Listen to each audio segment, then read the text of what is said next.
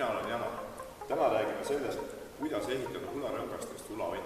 Miks peaks üks täiskasvanud mees tahtma õpetada, kuidas teha ularõngastest ulavann? Aga võib-olla sellepärast, et ma olen õpetaja.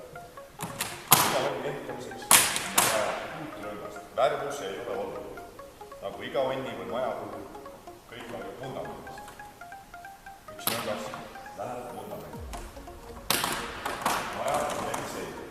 Kõigepealt paigaldame seina. Oluline on siin see, et seinarõngaste alumised servad toetavad vundamendi siseservale ja rõngaste ülemised osad paralleelselt. Siis paneme kolmanda seina.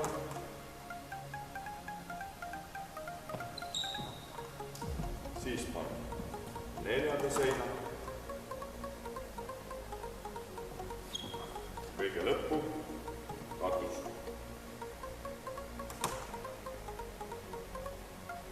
Ongi valmis. Ulavann uuesti ularõngas. Mida sellise ulavanniga teha saab? Esiteks, me saame seda lihtsalt vaadata, kui ilus ulavann.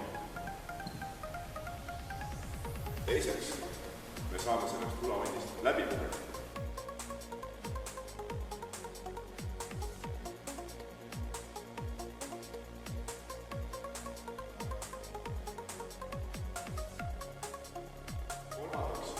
Me võime selle ulavanni kokku lükata ja uuesti